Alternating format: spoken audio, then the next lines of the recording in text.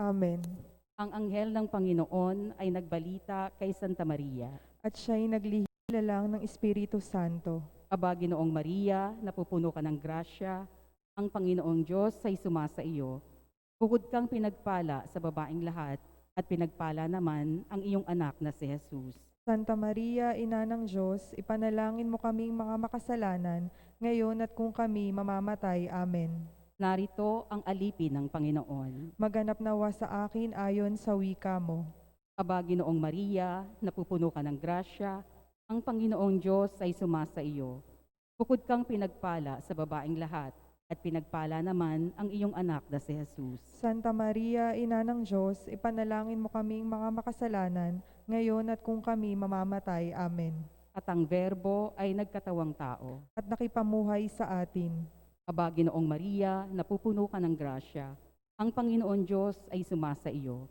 Bukod kang pinagpala sa babaeng lahat, at pinagpala naman ang iyong anak na si Jesus. Santa Maria, Ina ng Diyos, ipanalangin mo kaming mga makasalanan, ngayon at kung kami mamamatay. Amen. Ipanalangin mo kami, O Santang Ina ng Diyos. Nang kami maging dapat makinabang sa mga pangako ni Kristo. Manalangin tayo. Panginoon naming Diyos, kasihan mo nawa ang aming mga kaluluwa ng iyong mahal na grasya, at yayamang dahilan sa pamamagitan ng anghel ay nakilala namin ang pagkakatawang tao ni Jesucristong anak mo, pakundangan sa mahal na sakit at pagkamatay niya sa krus. Pakinabangin mo kami ng kanyang pagkabuhay na magmuli sa kaluwalhatian sa langit, alang-alang kay Jesucristong Panginoon namin. Amen. Luwalhati sa Ama, sa Anak, at sa Espiritu Santo. Kapara noong unang-una, ngayon at magpakailanman, magpasawalang hanggan. Amen. Luwalhati sa Ama, sa Anak, at sa Espiritu Santo. Kapara noong unang-una, ngayon, magpakailanman at magpasawalang hanggan. Amen. Luwalhati sa Ama, sa Anak, at sa Espiritu Santo. Kapara noong unang-una, ngayon at magpakailanman, magpasawalang hanggan. Amen. Sa ngalan ng Ama, ng Anak, ng Espiritu Santo. Amen. Magsiluhod po tayo para sa Oratio Imperata laban sa COVID-19 virus. Makapangyarihan at mapagmahal na Ama, nagsusumamo kami sa iyo upang hilingin ang iyong patnubay laban sa COVID-19 na nagpapahirap sa marami at kumitil na ng mga buhay.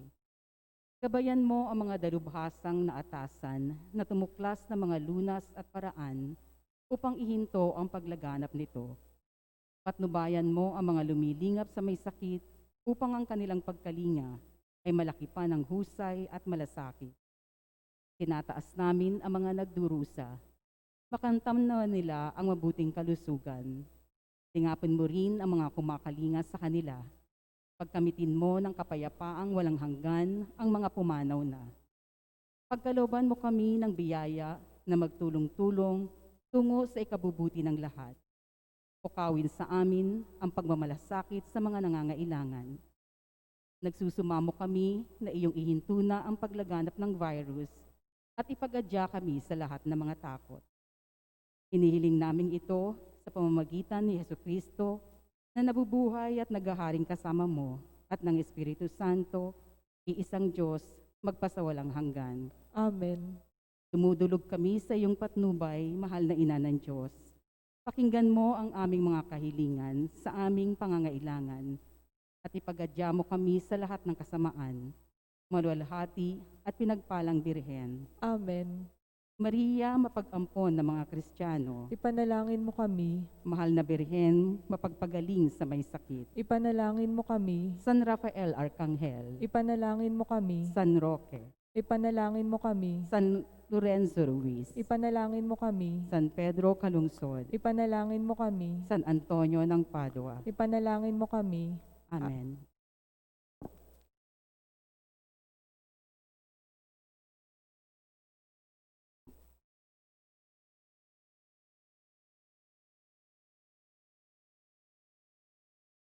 Magandang gabi po. Tayo ay nasa ika-4 ng linggo ng Adbyento. Ang mumumuno po sa ating pagmimisa ngayon ay si Reverend Father Bernie Tuazo.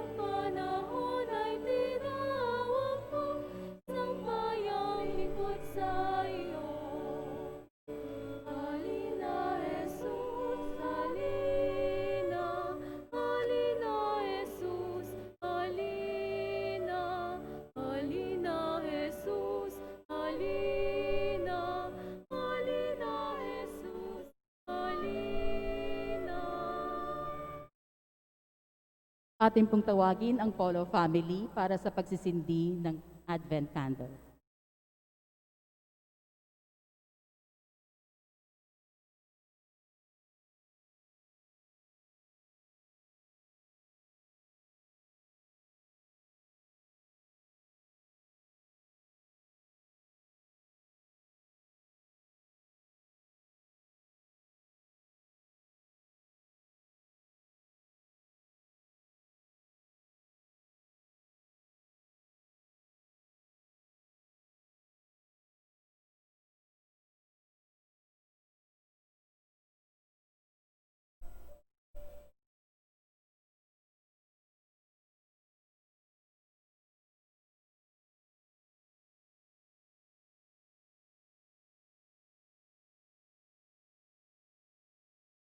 Ama, sa nalalapit na pagtatapos ng paglalakbay namin sa panahon ng Adbyento, sinisindihan namin ang kandila ng pag-asa, kapayapaan at galak. At ngayon ay sinisindihan namin ang kandila ng pag-ibig. Gawaran mo kami ng lakas ng loob na magbahagi ng pagmamahal para sa buhay at sa sanlilikha. Pagmamahal sa mga makasalanan at mga banal, pagmamahal sa mga mahihirap. Taos puso kaming nagpapasalamat para sa pag-asa na inihandog ng iyong anak, para sa kapayapaan na kanyang pinagkaloob, para sa kagalakan ng iyong Espiritong binuhos sa aming mga puso, at para sa pagmamahal na nagliligtas at naghahatid sa amin sa daan patungo sa iyo. Sa ngalan ng Ama, ng Anak at ng Espiritu Santo, Amen. sumainyo ang Panginoon. At sumainyo rin. Sa huling linggo ng ating paghahanda para sa Kapaskuhan, pagninilayan natin ang pagdadarang tao ng Birheng Maria sa ating Panginoon. Dahil sa kanyang pagiging bukas sa mga pangako ng Diyos at matatag na pananampalataya, naging perpektong halimbawa si Maria sa paghahanda sa pagtanggap sa manunubos. Tayo tumahimik sandali at pagsisihan ang ating mga kasalanan bilang paghahanda sa ating pagdiriwang. Panginoon, kami nagkasala sa iyo. Panginoon, kaawaan mo kami. Kaya naman, Panginoon, ipakita mo na ang pag-ibig mong wagas. Kami ay lingapin at sa kahirapan ay iyong iligtas. Kaawaan tayo na makapangyarihang Diyos, patawarin sa ating mga kasalanan at patnubayan sa buhay na walang hanggan. Amen. Panginoon, kaawaan mo kami. Panginoon, kaawaan mo kami. Kristo, kaawaan mo kami. Kristo, kaawaan mo kami. Panginoon, kaawaan mo kami. Panginoon, kaawaan mo kami. Ama naming makapangyarihan, kasihan kami ng iyong pagmamahal upang kaming nakabatid sa pagbabalita ng anghel tungkol sa pagkakatawang tao ng anak mo ay makapakinabang sa kanyang pagpapakasakit at pagkamatay sa krus. At sa pamamagitan niya kasama ng Espiritu Santo magpasawalang hanggan. Amen.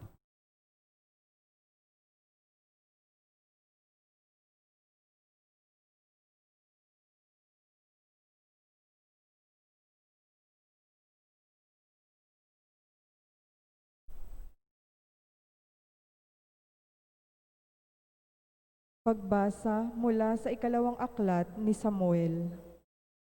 Si David ay panatag nang nakatira sa kanyang bahay. Sa tulong ng Panginoon, hindi na siya ginambala ng kanyang mga kaaway. Tinawag niya si Natan at sinabi, "Nakikita mong nakatira ako sa tahanang Sedro, ngunit ang kaba ng tipan ay sa tolda lamang." Sumagot si Natan, "Isagawa mo ang iyong iniisip, sapagkat ang Panginoon ay sumasa iyo." Ngunit ng gabing iyo'y sinabi ng Panginoon kay Natan, "Ganito ang sabihin mo kay David, ipagtatayo mo ba ako ng tahanan? Inalis kita sa pagpapastol ng tupa upang gawing pinuno ng bayang Israel. Kasama mo ako saan mang dako at lahat mong mga kaaway ay aking nilipol. Gagawin kong dakila ang iyong pangalan, tulad ng mga dakilang tao sa daigdig.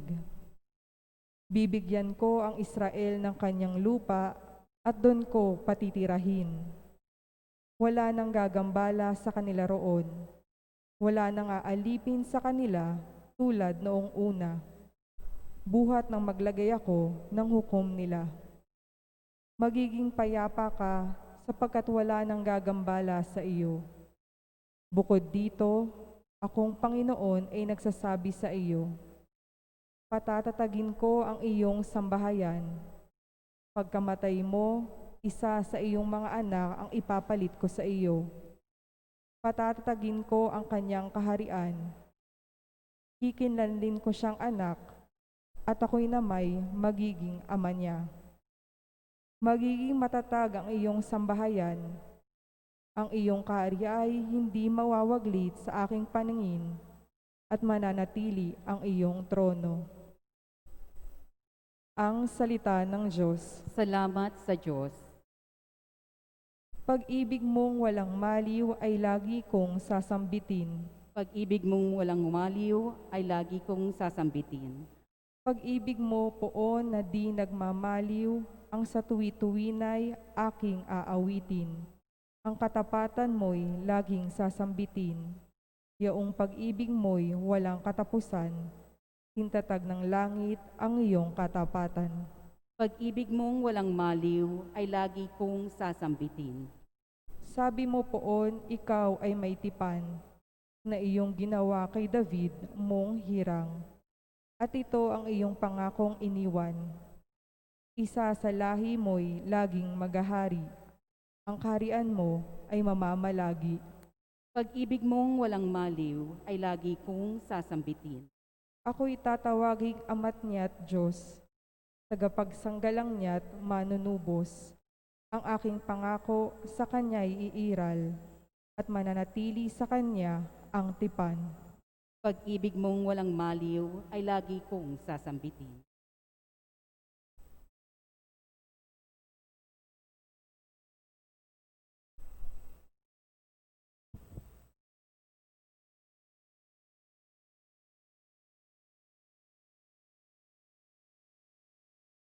Pagbasa mula sa sulat ni Apostol San Pablo sa mga taga-Roma. Mga kapatid, purihin ang Diyos na makapagpapatibay sa inyo sa pamamagitan ng mabuting balita tungkol kay Hesukristo na ipinangangaral ko sa inyo. Ang mabuting balitang iyan ay isang hiwaga na nalihim sa loob ng mahabang panahon. At sa utos ng walang hanggang Diyos ay nahayag ngayon sa mga hentil upang sila'y manalig at tumalima kay Kristo. Ang lahat ng iyan ay ayon sa mga sulat ng mga propeta. Sa iisang Diyos ang marunong sa lahat. Sa Kanya iukol ang papuri magpakailanman sa pamamagitan ni Hesukristo. Amen. Ang salita ng Diyos. Salamat sa Diyos.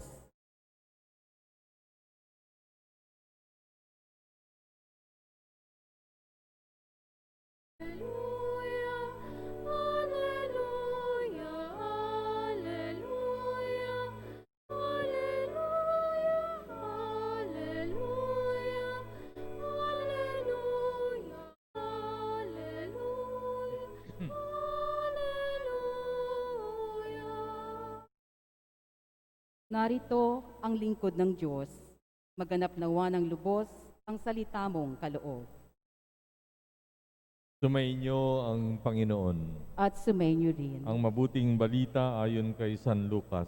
Papuri sa iyo, Panginoon.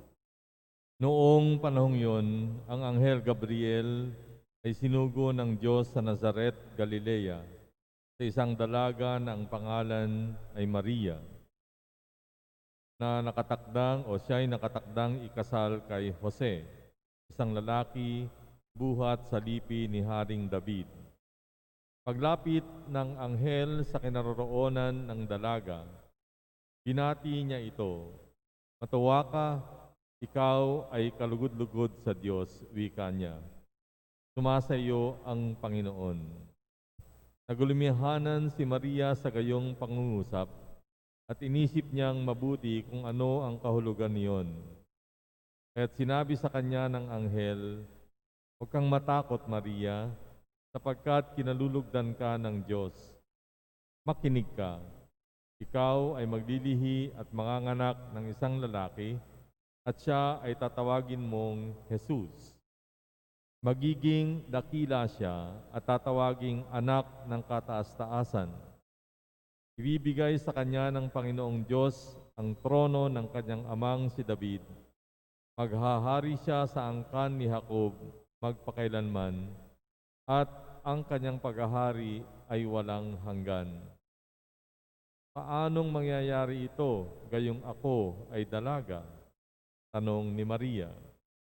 Sumagot ang anghel, "Bababa sa iyo ang Espiritu at lililiman ka ng kapangyarihan ng kataas-taasan, kaya't banal ang ipanganganak mo at tatawaging anak ng Diyos. Natatandaan mo ang iyong kamag-anak na si Elizabeth. Alam ng lahat na siya ay baog, ngunit naglihi siya sa kabila ng kanyang katandaan. At ngayon ay 6 na buwan na ng kanyang pagdadalang tao, sapagkat walang hindi mapangyayari ang Diyos."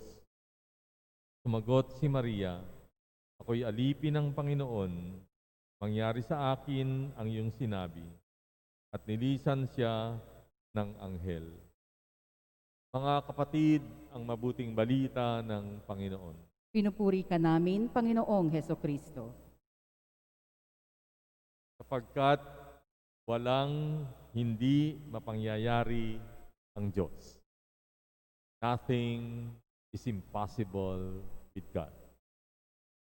Sa itong mahalagang katotohanan na sinabi ng anghel, hindi lang kay Maria, kundi para sa atin. Itong kwento ng paglalahad, pagbubunyag ng anghel kay Maria na siya ang magiging ina ng anak ng Diyos ay hindi naging madali kay Maria kahit na siya ay pinili na ng Diyos, kahit na siya ay pinagpala, kahit na siya ay punong-puno ng grasya. Dahil malinaw sa kanyang isip bilang isang tao, wala naman siyang karelasyon, wala naman siyang nakakaniig. Paanong mangyayari na siya ay mabubuntis at magiging ina ng anak ng Diyos? Kaya hindi niya napigilan na magtanong. Maalala niyo kahapon, si Zacarias nga nagduda. Si Maria, walang duda, may duda. No doubt she was also doubting. For it's against reason. Hindi kaya ng kaisipan na ang isang tao ay magdadalang tao na wala namang karelasyon. So sumagot yung anghel. At yung sagot, lalong nagpahirap. Anong sagot? Sabi ni Maria, paano mangyayari ito? Ito na yung sagot ng Espiritu. Bababa sa iyo ang Espiritu Santo at lililiman ka ng kapangyarihan ng kataas-taasan. Bababa sa iyo ang Espiritu Santo. Nung panahon na yun, wala pa naman tayong Trinity. Pero yun yung sinasabi ng anghel Gabriel. And because Mary was graced and had faith, sa Jew, tinanggap niya na yon. Pero alam nyo, mabait pa rin ng Diyos. Binigyan siya ng tanda. Ano yung tanda? O yung iyong pinsan na si Elizabeth, baog yun. Matanda pa. pero magkakaanak. Magiging anak nga ay si Juan Bautista, di ba?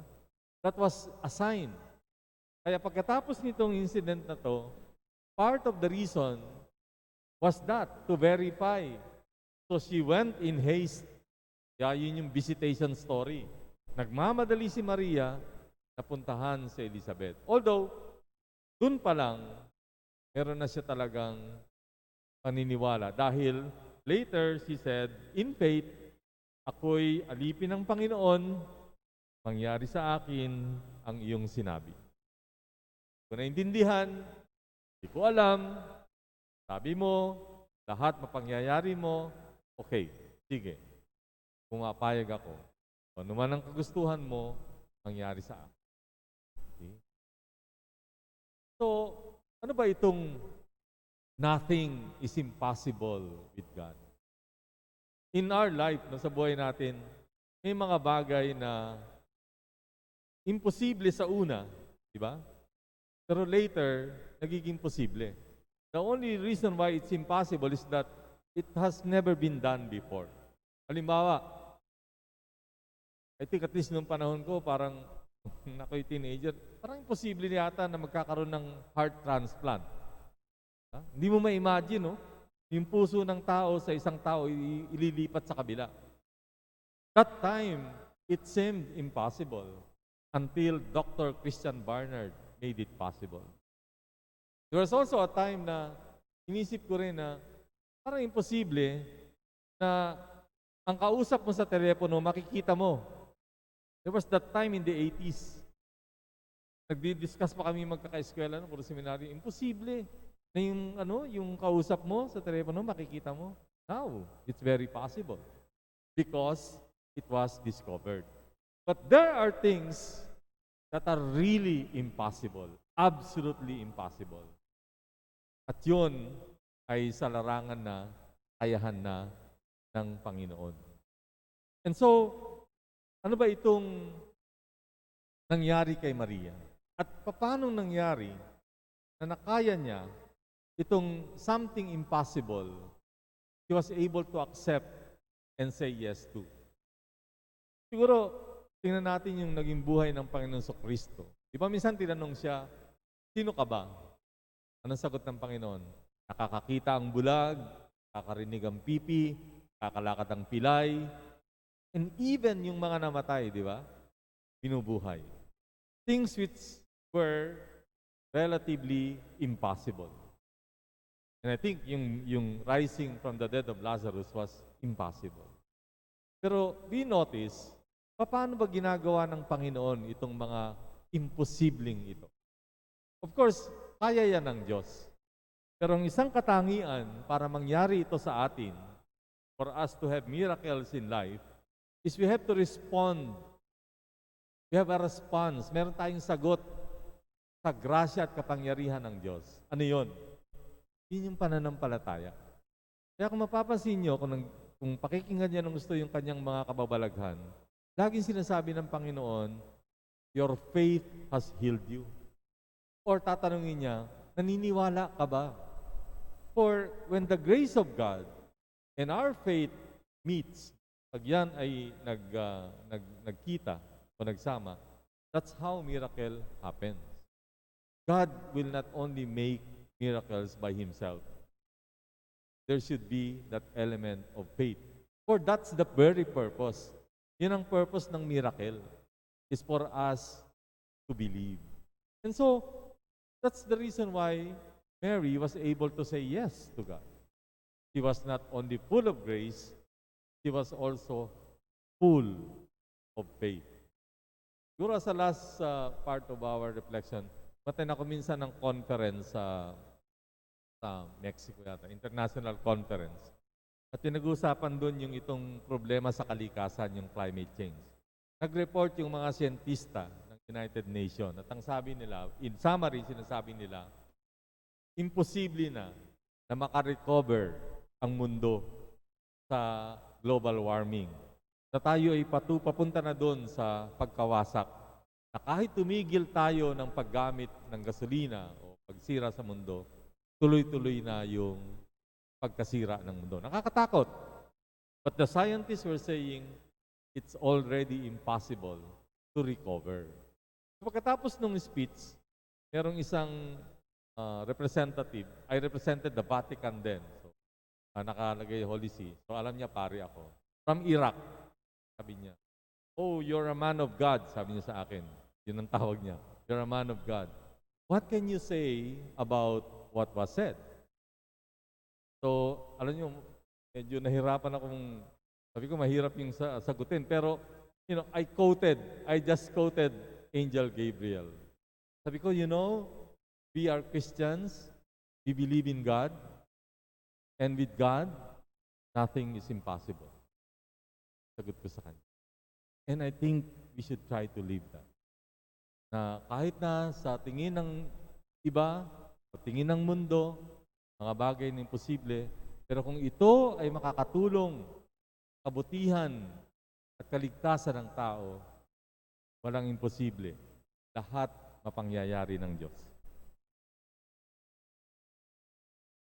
Tumayo tayo at pahayag natin ang ating pananampalataya. Sumasampalataya ako sa Sa Diyos Diyos Amang amang makapangyarihan sa lahat, na may gawa ng langit at lupa.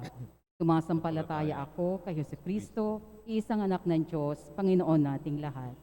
Nagkatawang tao siya lalang ng Espiritu Santo, pinanganak ni Santa Mariang Birhen, pinagpakasakit ni Poncio Pilato, ipinako sa krus, namatay, inilibing, nanaog sa kinaroroonan ng mga yumao, nang may ikatlong araw na buhay na magmuli, umakyat sa langit, naluluklok sa kanan ng Diyos amang makapangyarihan sa lahat.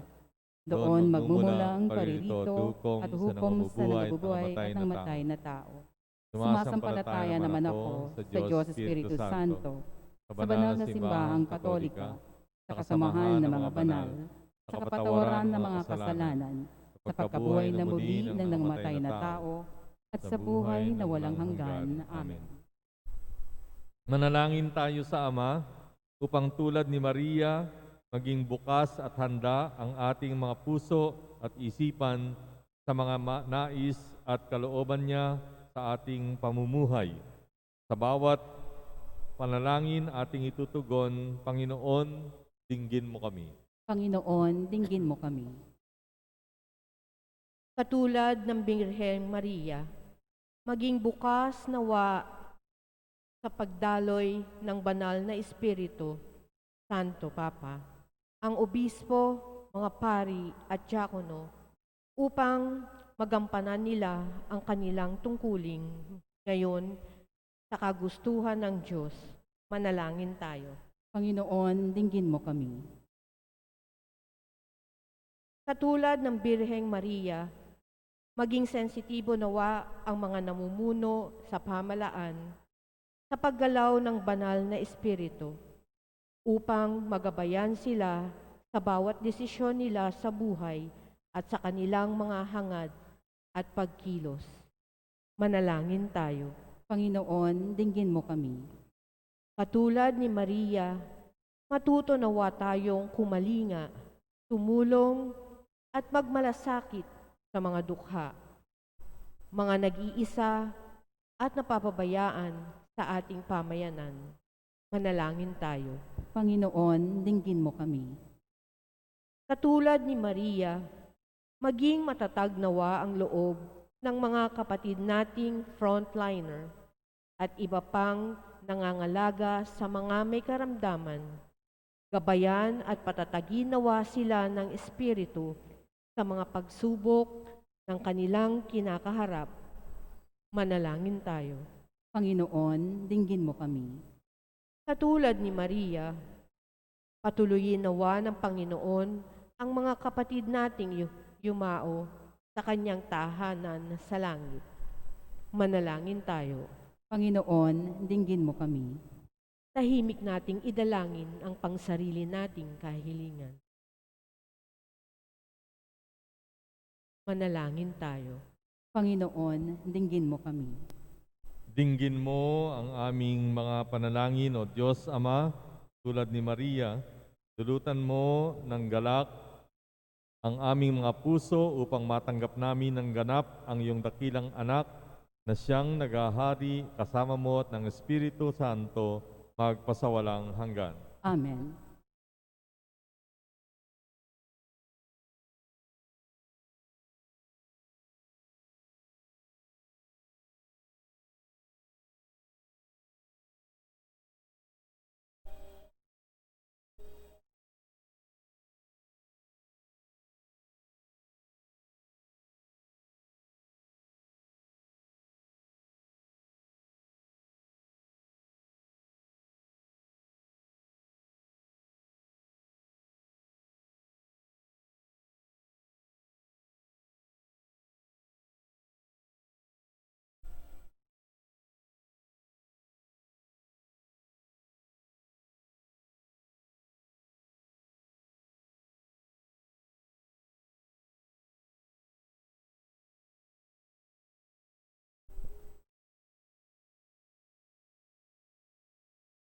Manalangin kayo, mga kapatid, upang itong ating paghahain ay kalugdan ng Diyos samang makapangyarihan. Tanggapin nawa ng Panginoon itong paghahain sa iyong mga kamay, sa kapurihan niya at karangalan, sa ating kapakinabangan at sa buong sambayanan niyang banal. Ama naming lumikha, ang mga alay naming nakahain sa iyong dambana ay pabanalin nawa ng paglukob ng banal na Espiritu na pumuspos sa sinapupunan ng mahal na Birheng Maria upang magdalang tao at magsilang sa iyong anak na siyang namamagitan magpasawalang hanggan. Amen. Sumainyo ang Panginoon. At sumainyo Sa rin. Diyos ang inyong puso at diwa. Tinaas na namin sa Panginoon. Salamatan natin ang Panginoong ating Diyos. Marapat na siya ay pasalamatan. Ama naming makapangyarihan, tunay ngang marapat na ikaw ay aming pasalamatan sa pamamagitan ni Jesucristo na aming Panginoon. Ang pagsusugo mo sa Kanya ay pinahayag ng lahat ng mga propeta. Ang pagsilang niya ay pinanabikan ng mahal na Birheng Kanyang inang tunay sa kapangyarihan ng Espiritong Banal. Ang pagdating niya ay nilahad ni San Juan Bautista sa kanyang pagbibinyag. Ngayong pinaghahandaan namin ang maligayang araw ng kanyang pagsilang, kami nananabik at nananalangin lubos na makaharap sa kanyang kadakilaan. Kaya kaisa ng mga anghel na nagsisiawit ng papuri sa iyo ng walang humpay sa kalangitan, kami nagbubunyi sa iyong kadakilaan. Santo, Santo, Santo, Panginoon Diyos sa mga hukbo, napupuno ang langit at lupa ng kadakilaan mo. Hosana sa kaitaasan. Pinagpala ang naparirito sa ngalan ng Panginoon. Hosana sa kaitaasan. Ama naming banal, ikaw ang bukal ng tanang kabanalan, kaya't sa pamamagitan ng iyong Espiritu, gawin mong banal ang mga kaloob na ito pang para sa amin ay maging katawan at dugo ng aming Panginoong Heso Kristo. Bago niya pinagtiisang kusang loob na maging handog, hinawakan niya ang tinapay, pinasalamatan kanya, pinaghati-hati niya iyon, niabot sa kanyang mga alagad at sinabi, tanggapin ninyong lahat ito at kanin, ang aking katawan na ihahandog para sa inyo.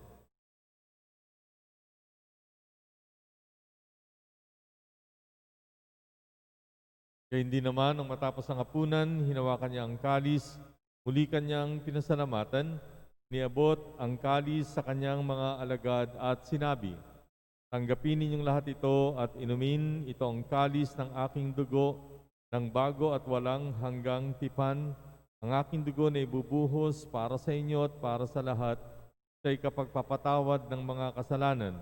Gawin ninyo ito sa pag-alaala sa akin.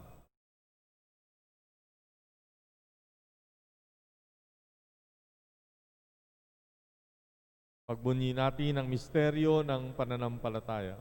Si Kristo'y namatay, si Kristo'y nabuhay, si Kristo'y babalik sa wakas ng panahon.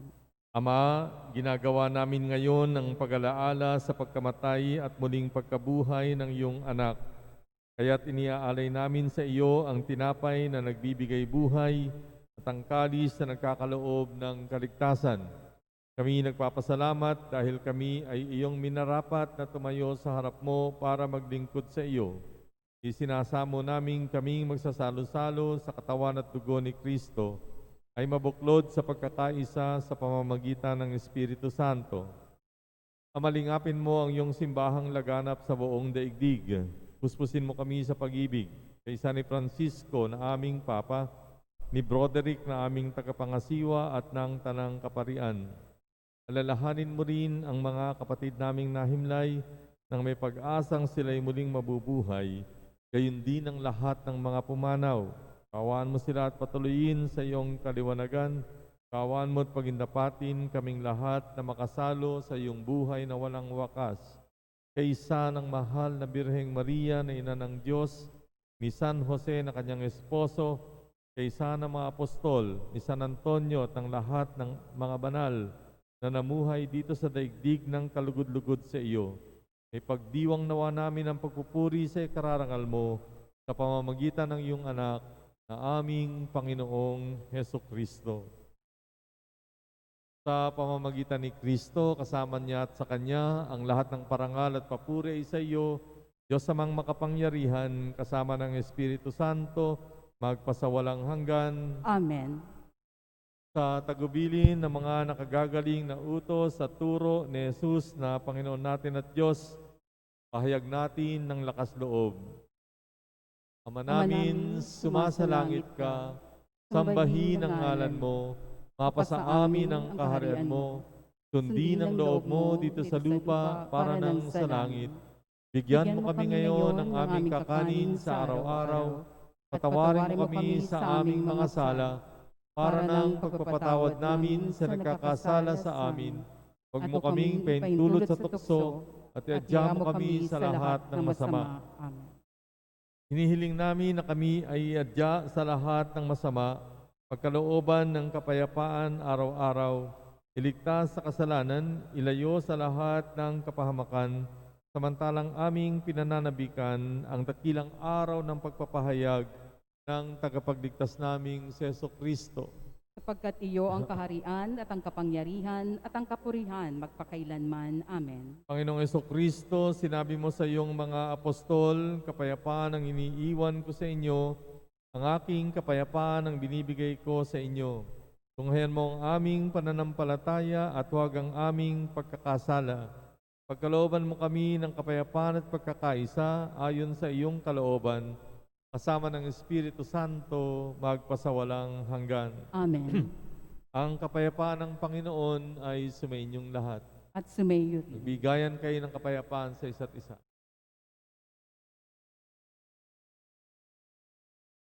Kordero ng Diyos na nag-aalis ng mga kasalanan ng sanlibutan, maawa ka sa amin. Kordero ng Diyos na nag-aalis ng mga kasalanan ng sanlibutan, maawa ka sa amin. Kordero ng Diyos na nag-aalis ng mga kasalanan ng sanlibutan, pagkaloob mo sa amin ang kapayapaan. Mga kapatid, narito ang ating Panginoong Jesucristo, ang Kordero ng Diyos na nag-aalis ng mga kasalanan ng sanlibutan. Mapapalad ang mga inanyayahan sa kanyang piging. Panginoon, hindi ako karapat-dapat na magpatuloy sa iyo, ngunit sa isang salita mo lamang ay gagaling na ako.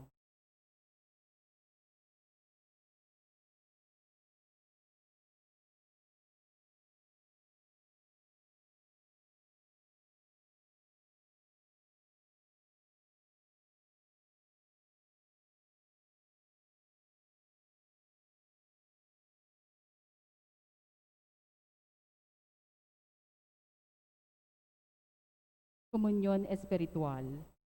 Aking Jesus, nananalig akong ikaw ay nananahan sa pinakabanal na sakramento. Mahal kita ng higit sa lahat ng bagay at nais kong tanggapin ka sa aking kaluluwa. Subalit sa sandaling ito, ikaw ay hindi ko matatanggap sa banal na komunyon. Naway tanggapin kita ng espiritual sa aking pagnanais na ito at pumasok sa aking puso. Niyayakap kita na parang naririto sa akin at pinagkakaisa ko ang sarili sa iyo. Huwag hayaang mawalay ako sa iyo. Amen.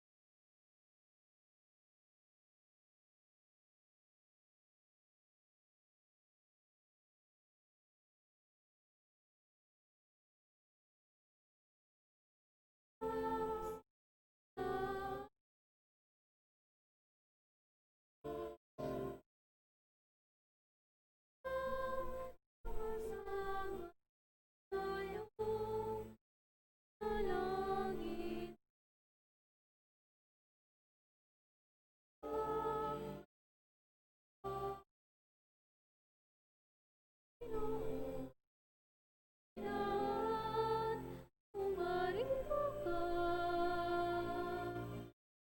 ibig mo ang bayan, ikaw ang pag-asa ng mga mahirap.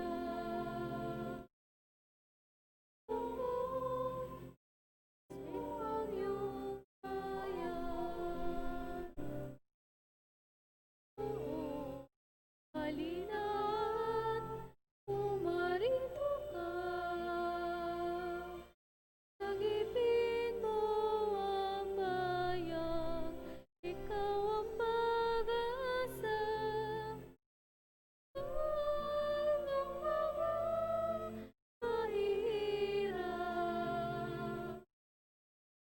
Mo ang iyong bayan.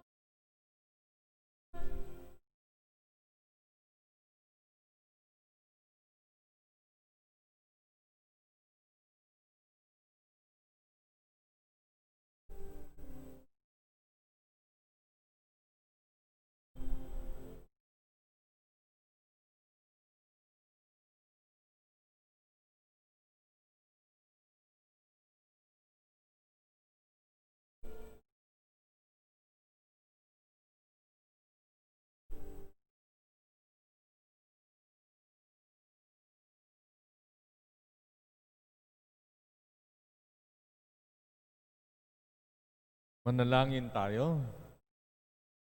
Ama naming mapagmahal, amin nang pinagsaluhan ang piging na nagbibigay buhay. Habang papalapit ang dakilang kapistahan ng Pasko, lalo nawa kaming makinabang ng may pananabik sa pagiging marapat sa pagdiriwang sa pagsilang ng anak mo na siyang namamagitan magpasawalang hanggan. Amen. Magsiupo pong lahat para sa ilang paalala. Patuloy pa rin ang pagtanggap ng mga pledges para sa ating 2M4M project.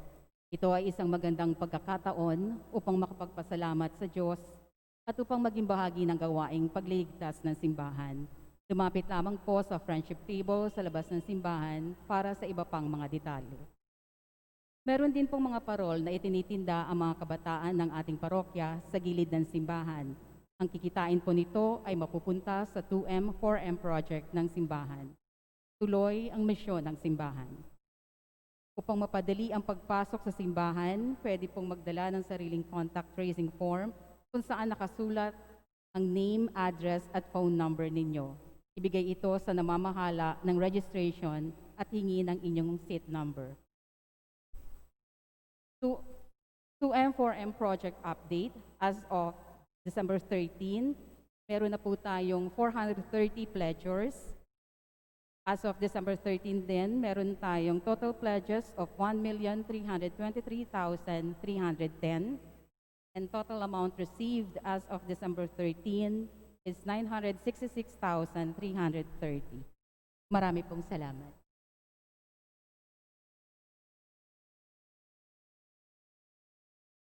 Sumainyo ang Panginoon. At sumainyo rin. Pagpalain kayo ng makapangyarihang Diyos, Ama, Anak at Espiritu Santo. Amen. Tapos ang ating pagdiriwang, humayo kayo sa kapayapaan ni Kristo. Salamat sa Diyos.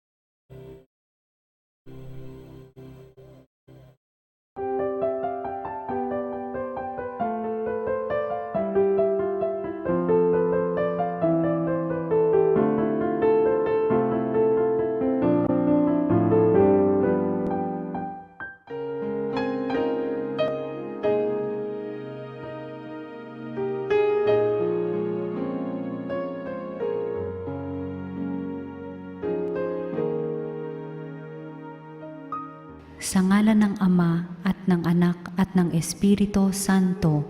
Amen. O San Antonio, pinili ka ng Diyos na ipabatid sa daigdig ang iyong kabanalan upang maakit ang marami sa paggawa ng mga kabutihan. Hilingin mo sa sanggol na si Jesus na hawak mo sa iyong bisig ang mahigpit ko ngayong pangangailangan.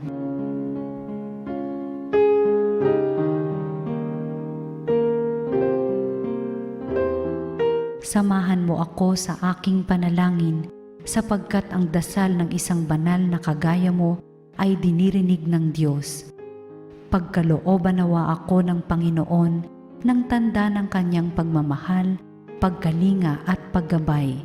Sa tulong mo, naway ipagkaloob niya sa akin ang kaganapan ng buhay at ang pag-ibig na walang hanggan. Amen.